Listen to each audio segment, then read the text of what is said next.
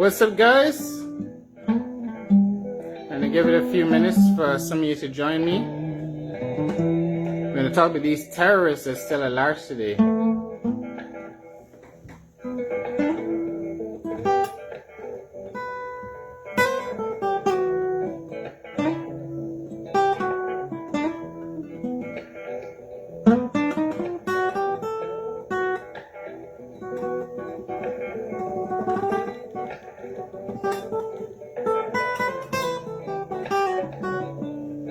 Hey, what's up, guys?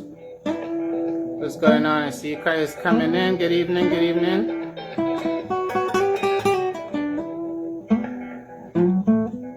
Well, you know by now when I'm a little worried, I play my guitar.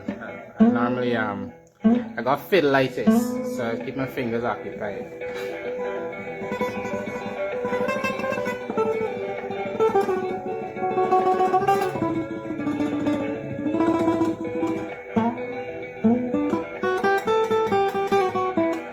Good night, what's going on? We're going to talk about these terrorists that are still at large this evening.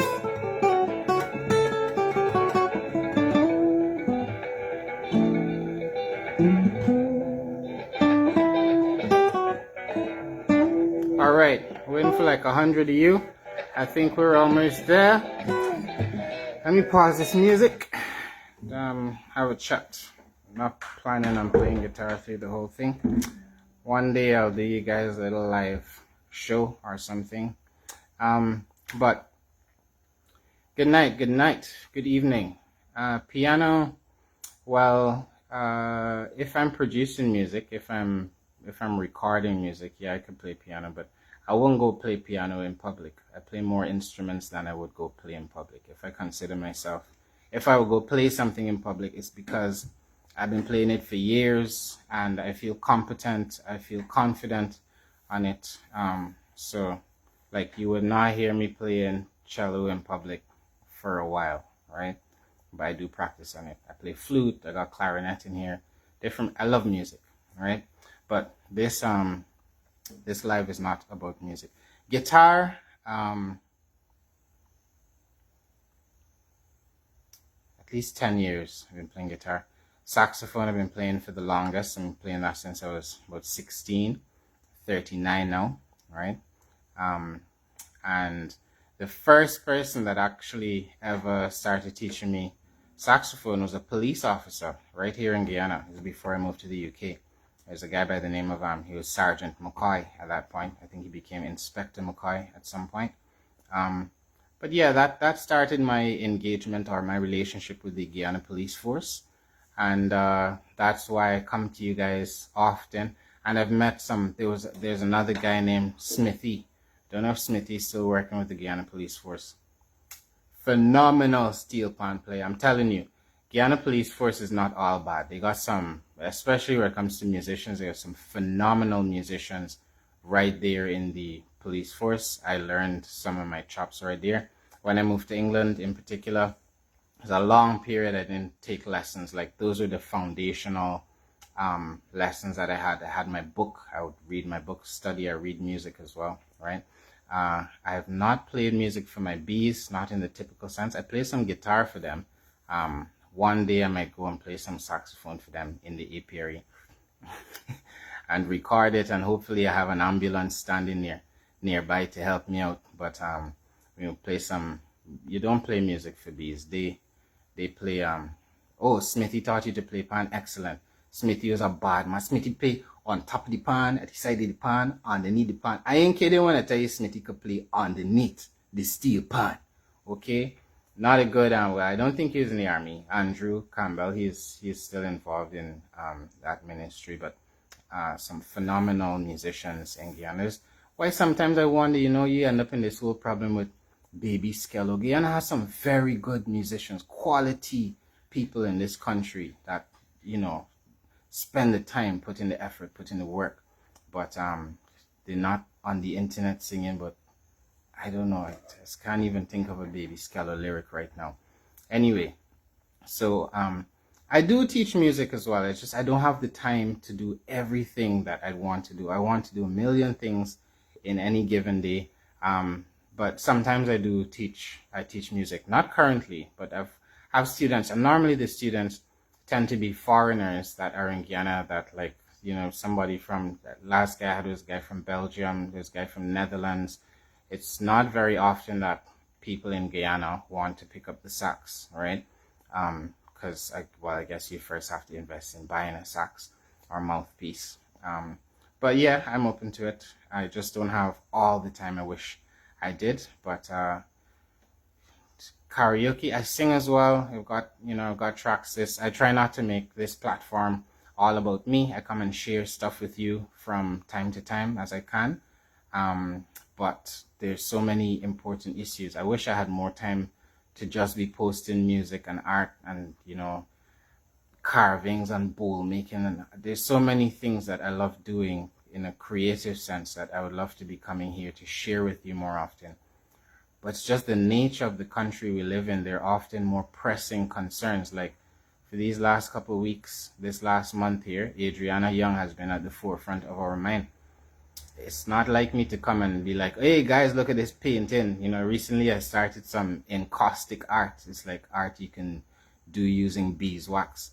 So yeah, I wish sing something.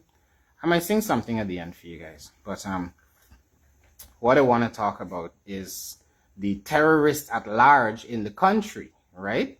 It's now 22:09 on the 17th of May 2025.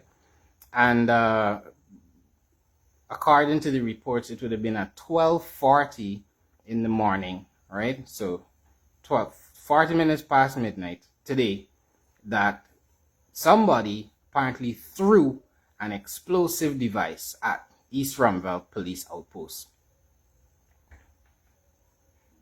Okay, let us settle in. I know not everybody has heard the news, but at that time, apparently an explosive was thrown at that particular police outpost. There was one police on guard, and I did a live about this earlier today. I'm coming back to talk about it for a reason. I'm going to explain myself, right? I try and explain myself. So when we saw the pictures, you could see there were some nuts and bolts. People in the area related, the police officer that was in there and people that were interviewed related that they heard 2 explosions and then objects falling on the roof, right? Somebody, my friend Enzo, has been in the comments repeatedly saying it was a jet.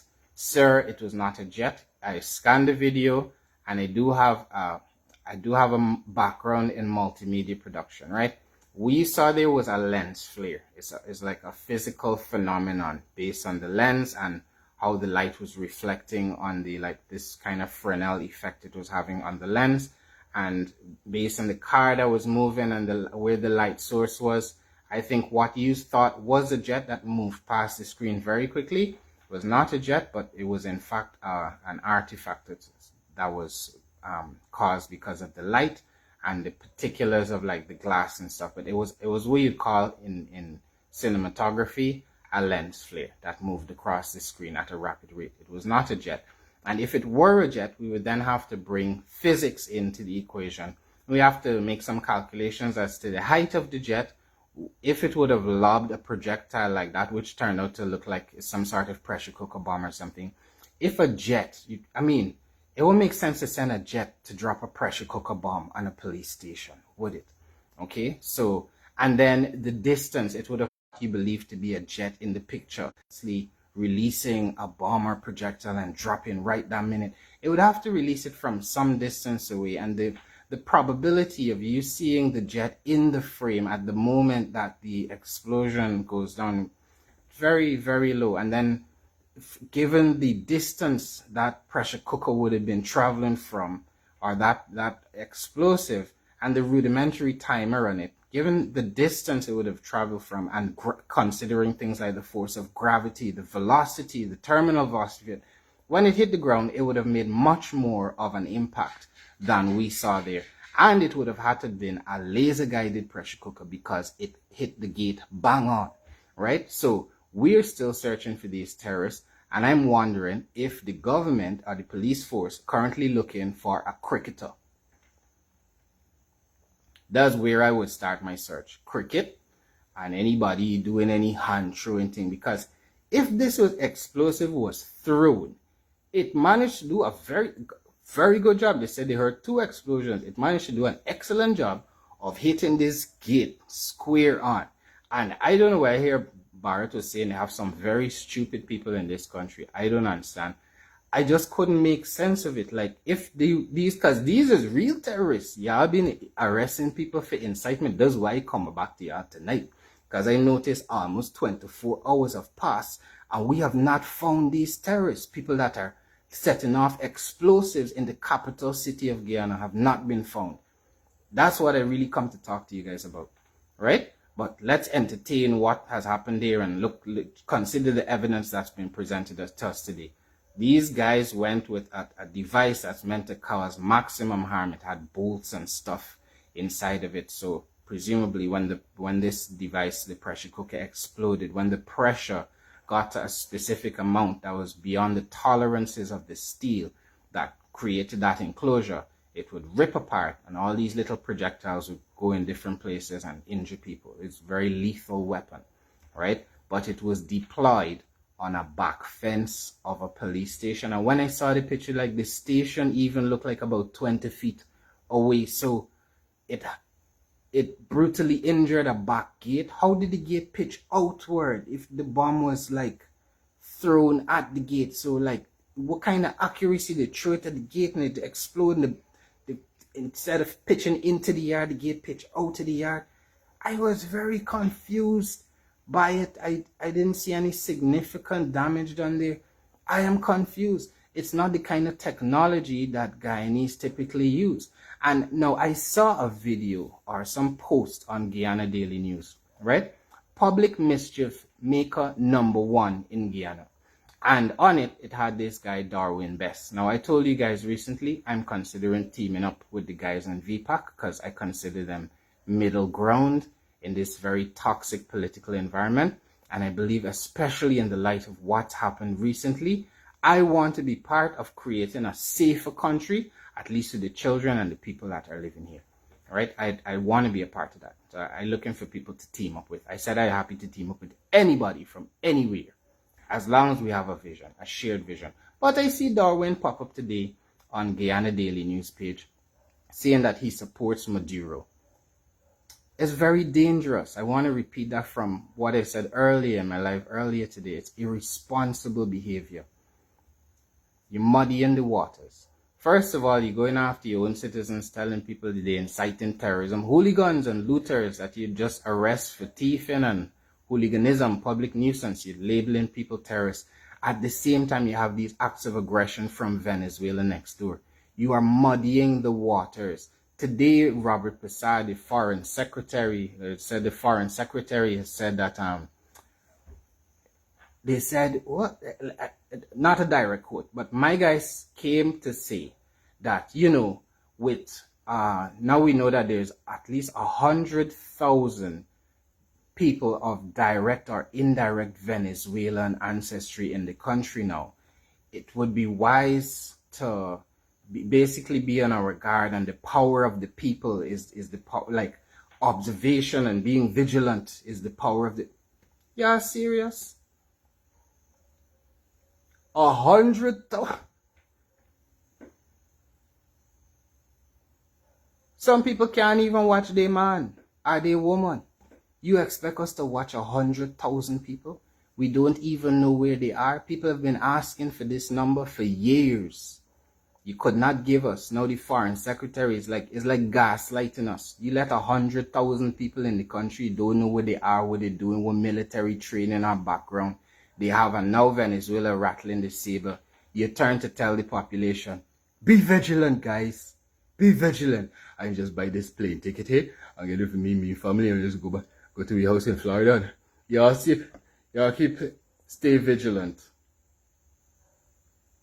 Right? Because we don't know y'all gonna fly your family out to the country for the first flinch Maduro make at Guyana. Everybody family gonna fly out to here. Right? And me and you gonna in the sauce. That's why we need to talk about this. So, just being hypothetical here. And this is why this is so serious. I'm coming to do a second live about it this evening. So an explosive, we don't know who set it off. Okay, we don't know who, but I've seen another fire at the community center. Same community. What is going on? Okay, so hypothetically, I'm asking you to just entertain this idea for a second. Hypothetically, if our adversarial neighbor wanted, like they said, they already have insurgents and stuff planted here. If at some point when they hold this election, I see there's increased activity on the Guyana River, not just their people shooting at us, but I see they had some celebration today that that was posted. They're celebrating like Essequibo is we own, we coming for it. So with all of this ramping up, they said they already got people planted here. This bomb is very complicated. It seems like for what is normally set in this country, the China bomb, right? It's not a typical thing. You see a bomb with some sort of timer set by a police station. Very atypical for Guyana. Guyana ain't got a kind of belly. I sorry for tell you. Most of we ain't got a kind of belly. A man be like, well, me know if the thing and blow up on me boy. So man, me ain't play with the boy. I rather we throw a brick or let we shoot up or so. Guyanese ain't got a kind of belly. We gonna watch the thing, we like, the thing steaming the boy. Oh, you gonna know in the arm, the needle. Me ain't trust the boy, me ain't trust. Hardly you gonna find a man willing to go and set something like that. So who did it? Who did it? It happened about 10 feet away from a police, like a security camera. We ring fence with these cameras, and it's blowing my mind. It seems like these cameras are not working, or they're only working conveniently. They're working conveniently to help you find protesters within 24 hours. It's working conveniently for you to help certain people find back the phone. But it is not working when our citizens come in under attack from acid, right? You can't find those people, even though they got 13 cameras in that area. It's not working when our little children go missing. Because you see what you ain't see. You see the girl getting into some car and being abducted. It is not working when our national security is under threat. Vis-a-vis when an explosive device goes off next to a police station, 10 feet, 15 feet away from a camera, which is another 50 foot, because at the end of that road, at the intersection of Mandela and Cemetery Road, there's another bank of cameras. And in the other direction, there are more cameras. All we have seen is the CCTV footage from like a shop over the road. There is not a single post on the Guyana Police Force website about this matter. They've done their press releases through Travis Chase and these other people. Not one single post. And almost 24 hours later. So I'm just being hypothetical here. If your enemy was testing your defenses, if he did a little skirmish or something, a little threat to test your defenses, this would be us scoring an F. Because hypothetically, if these acts of aggression ramped up, what this has proven to us already in less than 24 hours is our security services are only functional at the moment, equipped well enough to handle victimizing people. Not to find real terrorists, because you spend a whole 2 weeks designating people terrorists. When a real terrorist attack happens, when an explosive is detonated by a police station, we are still searching for this person after 24 hours. We still only have some black and white video from a shop, nothing from the state CCTV apparatus, nothing from any of the other properties. We don't know which direction these perpetrators came from and which direction they headed. On a smart CCTV network that has been marketed to the people as being able to track vehicles and persons across the city, that's how you justified its implementation and its cost to the taxpayer.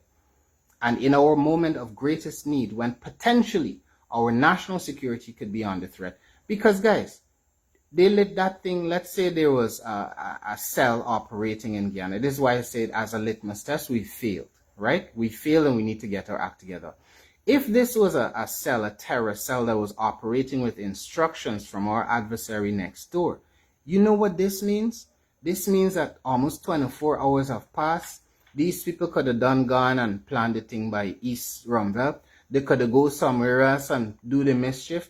How many devices could they have planted by now? How much mayhem could somebody or a team of people have wreaked havoc by now? No information has come out on these people. Just bare speculation. But I'm telling you, there's not no normal thing. It's not somebody go and throw a banana in a man's head and, you know, you're looking for Banana Man. Who y'all would find in a day? They'd be like, this is the man that threw the banana. It's apple banana. We thought it was fig. Plus, come on. Did you read the article? One of them said, the police statement, it said investigations have revealed that the building was a flat building on the southern side of Cemetery Road, you know, south to north.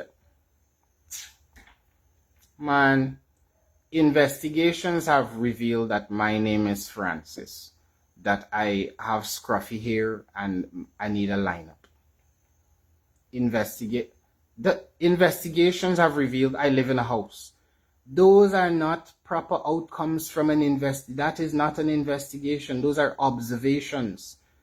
They're not the outputs of investigations. It's very frustrating, right? So to think that the safety and security of the average citizen could be in grave danger, under grave threat, and something like this has raised its head, and almost 24 hours have passed, and we have not had even a whisper as to the direction. Have they gone and blended into the people? Are they planning something else? Has there been any intelligence on the planning of this?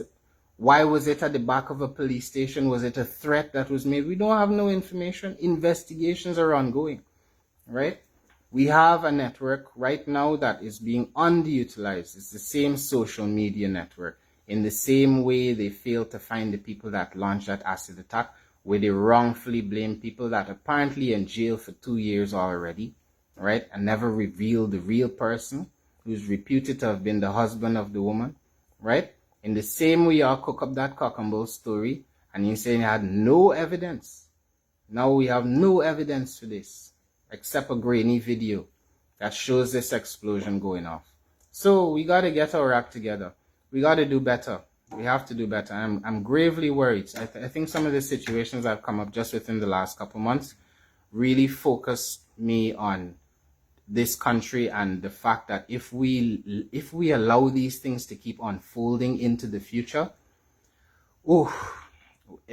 there will be even darker days to come than you can fathom in the present. There will be even darker days than you can possibly fathom if we allow this to keep unfolding. So demand accountability. You guys join me in calling for these guys to release some CCTV, some more detailed information regarding the whereabouts of these terrorists, because I don't know about you, but it concerns me if people are able to roll around the capital city of this nation and set explosive devices with impunity and with the assurance that at least 24, 48, 72 hours can elapse before they are brought to justice, before anyone finds them. Where is all these technological resources we have at our disposal? It is literally blowing my mind. It's blowing my mind. So that's what I have to say today. Earlier I came off the live very quickly, like I sent my message, I had to go. So I'm gonna stay for a couple minutes in case any of you guys have any questions or you have any thoughts. If you have any inputs for what you guys think about this situation here. Do you agree with me? Do you disagree with me? I'm always open to disagreement, right? I think we should always be open to alternative viewpoints and perspectives. It makes for healthier conversation and debate, right? So let me know if you guys disagree with what I'm saying here, if you agree with me, if you have any other information on who these terrorists might be, because this is not the average Joe. This is a more sophisticated explosive device than I have read about ever being used in our country. The fact it was used at a police outpost, right? There's many swirling questions. Who's behind the fire that then erupted later on today? So the government needs to stop accusing its own citizens of terrorism unless they're legitimately involved in it. So it's easier to differentiate. You can't be allowing a hate speech page to publish a Guyanese citizen as supporting Maduro when you know that to be patently false. So when things like this happen, if it was that Venezuela were involved in that, now you got people looking at a local citizen that don't have nothing to do with it, while the real criminals slip through the cracks. I don't know if they know what they're doing, right? Guyana Daily News is probably one of the most, and I seen it now start Sheriff News Network. My God. God have mercy on Guyana. God have mercy on this land. It's probably one of the most destructive forces this country has seen in a generation. And as time progresses, you'll come to see what I mean, right? How come Guyana Daily News didn't publish it? I don't know. They probably, maybe they didn't have the time, right? They're running around trying to serve lawsuits on Azruddin, right? Now, where Azruddin is concerned, I believe that the law must be followed in this country, right? But you can't help but notice that it's dispensed unequally, right? I keep asking myself, like, well, if you've made a false declaration, if I show you a spaceship and you ask me, Francis, how much for this spaceship? And I'm like, that spaceship, $10,000. I might have made a false declaration, but are you not also a clown if you look at a whole thing and you're like, $10,000, yeah, I guess maybe, is that a hyperdrive booster up there with anti-gravity, 10,000? And I'm like, yeah, I got it on a discount. It was on eBay. It was, and I'm like, oh yeah, okay, I'm gonna sign this. You could drive your spaceship around. Hypocritical much, right? You didn't notice the man was driving it all around the place. If I was Azruddin, right, I would have just tell the people, take the cars. That's what I would have suggested, bro. From the beginning, take the car, collect it. It's nothing to me. Take it. All right, take it. And then later on, go through the process and get it back from them. But this is just allow them to keep prolonging it over and over and keep dragging it out, right? And it's distasteful that everywhere the man go around the country, you send people to harass him or you're trying to block him from going into places. It's like we don't really live in a democracy, but some of you don't really see it, right? Freedom of movement is guaranteed. The Constitution never said nothing but if you have a sanction, you don't have, right? Me, you, anybody, you're supposed to be able to move around freely without some politician signing a paper to say you're not allowed to go to this place, right? It's a war on alternative points of view, alternative perspectives, right? Yeah, they know what they're doing. They know the man's spaceship did not cost so much ever $1,000. Somebody didn't go and double check it, and check the paperwork and So yeah, if it comes to it and they do charge him for a false declaration, you can never see me on the internet saying somebody should break the law. I can always go and say, yes, you should follow the law. If you made a false declaration, if there's a penalty, a fine or something, yeah. But I would also in that same breath say, you cannot apply the law unequally. You cannot just pick and choose. And the other nasty thing about the government is they seem does, and they would just keep it on, not say anything about it for years and years until you fall foul of them. Doesn't that make you complicit in a crime? If you know somebody done something wrong, you only wait until you and them fall out to talk this story. You complicit. You're just as much a criminal as the person you're accusing. And that's why nobody is treating anything the government is doing to Azruddin with any sort of credibility. Y'all just running the man through the mill and making him more popular on the back end. Because he's keeping his work going. He's still doing his philanthropy. He's still going out. And whatever wrong he's done, the government just make it look less and less wrong because they keep victimizing a man that people see genuinely trying to help. A man that could have continued to benefit from things as they are. He could have continued to get his gold license and everything. The only reason he's being targeted and brought down and attacked and shamed and demonized and defamed is because he chose to break ranks. He broke ranks. He said, I'm not doing it like all these people are doing it anymore. I'm going to help people out. That's a big crime, right? Sacrifice him. Kick him out the fold, right? Let that be a warning to any of you are the guys that want to do the same. That's effectively what it is. And that's how the government treat any of its critics. If they find me, I'm not a criminal. What you do? Send Guyana Daily News to make me into a criminal. Make him into a criminal. How you gonna make me, Monty? Say he does incite violence. Well, then I come and say, guys, I incite in peace. Like, call you a crackhead. Yeah, call me a crackhead. Said that he robbed his mother. Oh, but they say I rob. Come on, man. Come on.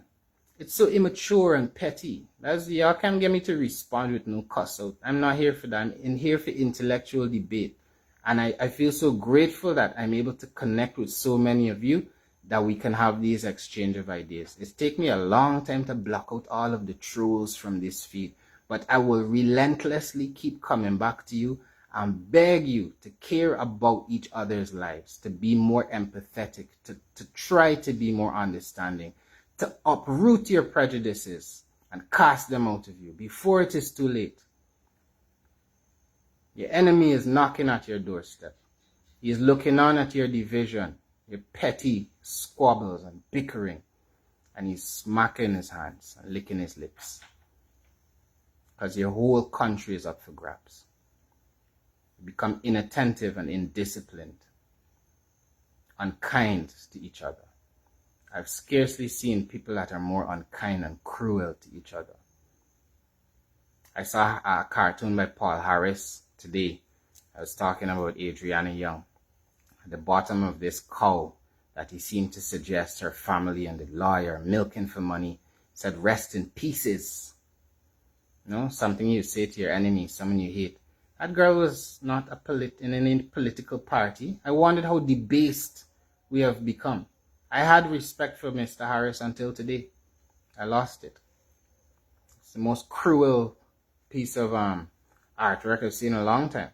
It's cruel and insensitive. But we've become like that. We take joy and pleasure. Let's be honest. We take joy. There's this spectacle from misery and pain that others go through, others suffering. You know, people get into accidents and everybody show up just to record what's happened. Unless they know they could lend a hand or something happened, somebody get robbed before you try, and everybody will just be like, he broke his foot, boy. What, he broke his foot in 5th place? And the next man be like, I get the 6th place, we broke his foot. How much y'all call the ambulance? Right? We need a reconfiguration of our national disposition, right? And one that is genuinely moving us towards a place where we are more unified as a people. We have the resources to mount a challenge to Venezuela. We have the human resources, but they've not been mobilized, they've not been trained, they've not been considered, right? And I keep asking, y'all gonna send sheriff to the border? No. You can go in there. You think they're gonna fly the Cybertruck to the border? Entering bang? You think my bad boy gonna be on Ankoko Island with the wobbly shooting hand firing off of it? No, they're here to bully ordinary innocent citizens, right? And subjugate them on behalf of the dictatorship for whom they work. They're not there to defend the border. It's the people they call hungry belly that they're gonna send to defend the border, right? Those people that don't have a piece of land even in this country. So it's disgusting. It's distasteful. We all need to look inwards and ask ourselves what our priorities are. How many decades and generations is the main ambition of our people going to be to leave this country? And when will we arrest that? When will we acknowledge it? When will we look at the factors that are pushing our own brothers and sisters away from this country? Everybody was laughing at Melly Mel, right? The trolls, you're laughing at her. Oh, she get locked up in ICE, right? A lot of Guyanese people go through ICE. A lot of people go through hardship. A lot of people backtrack. A lot of people living in basements. A lot of people doing 2, 3, 4 jobs. A lot of people struggling overseas because they couldn't make it here in their own home. I don't laugh at people like that. I feel sorry. I feel sorry that their motherland could not do better by them.